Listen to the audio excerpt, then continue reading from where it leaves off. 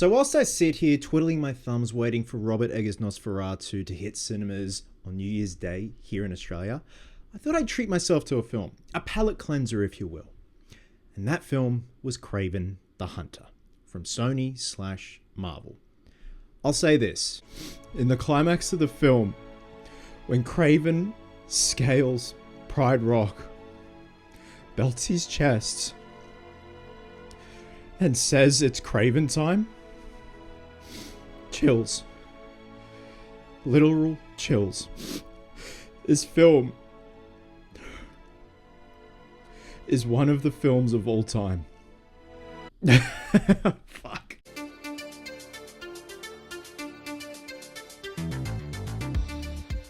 So Kraven the Hunter is finally here. It has been delayed, it has been through development hell, and Kraven the Hunter is one of those comic book characters I love.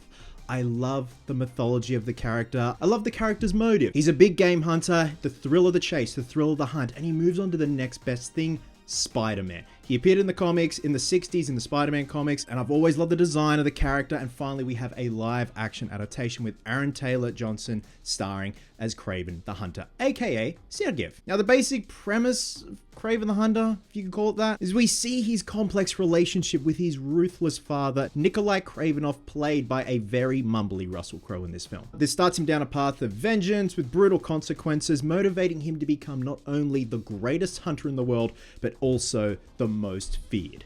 It's Kraven time. So basically a dude who loves his tremboloni sandwiches that has daddy issues. Pretty much it. Now last week, the studio released the first 8 minutes of this film, which is never a good sign. And unfortunately, this comes from the same studios that brought us Morbius, Madam Web. Now my overall thoughts on the film. One of the characters in the film says, and I quote, "Get to the part where I start to give a shit." And unfortunately, that was me with this film. This film does not know what it wants to be. It's 2 hours of choppy editing, questionable performances, questionable dialogue, and unfortunately, it is another addition to Sony's rogue gallery of Spider-Man-less films. To be honest, what was the most entertaining was seeing the 28 Years trailer that played before the film. Look, going into this film, you don't really need to expect much. I feel like this film is an obligation for the studio, but at the same time, it had so much good going for it, especially with the character of Kraven. Some of the actors in this film have done damn good performances and are capable of damn good performances.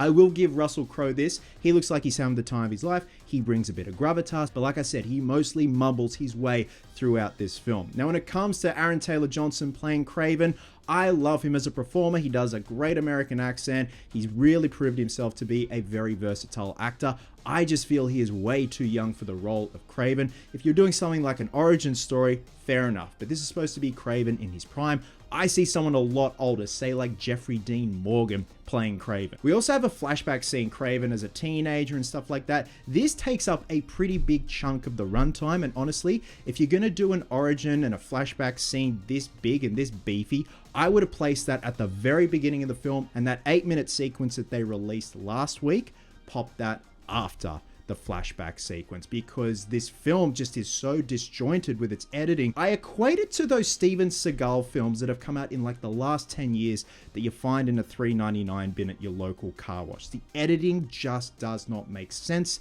It's abrupt. It introduces characters with no natural flow. For the most part, this film just introduces a villain and you're just left saying, "So who are you?" Now I am going to delve into a few plot points and spoilerish things.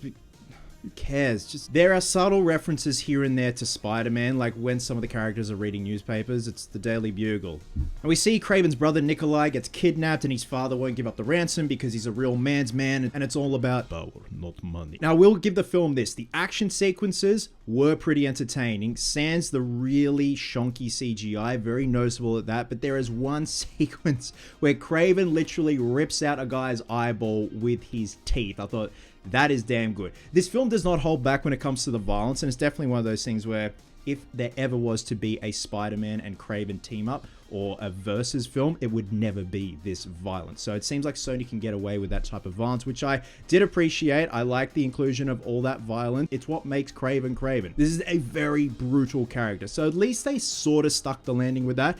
But visually, this film is unfortunately a mess too, with some very unbelievable CGI. Now, this isn't going to be a very long video, guys, because this film has a lot going on up on screen, but at the same time it felt hollow, disjointed, and just completely unnecessary, and a waste of potential for a very interesting comic book character. In the end, Kraven the Hunter caps off Sony's Spider-Man-less standalone films with an absolute whimper. This film lacks any narrative cohesion or flow, and again, that's thanks in part to the jarring editing within its 2-hour runtime. Look, Aaron Taylor Johnson seemingly trying his best, and Rusty Crowe is fun to watch as he mumbles his way along through the film, but I think if you're gonna have a decent crack at a character like Kraven, you need someone like Jeffrey Dean Morgan, and you'd need a Spider-Man. I know that is never going to happen, but I see something like this being done the same vein as Logan, because that's always been the biggest draw card with Kraven, his chase for the next best thing, and that to him is Spider-Man, the ultimate trophy to him. And again, the CGI heavy action sequences are a bit of a romp, they're goofy fun, but ultimately, Kraven the Hunter joins the greats of Morbius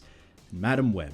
You've done it once again, Sony. That's called a hat trick. And with that, I'm going to be giving Kraven the Hunter 1.5 Morbins out of 5. Also, just an FYI, there is no post-credit scene because they just don't care. Now, this is a pretty big spoiler. The final shot of the film, or the final sequence of the film, is Kraven receiving his traditional and trademark fur coat from his father.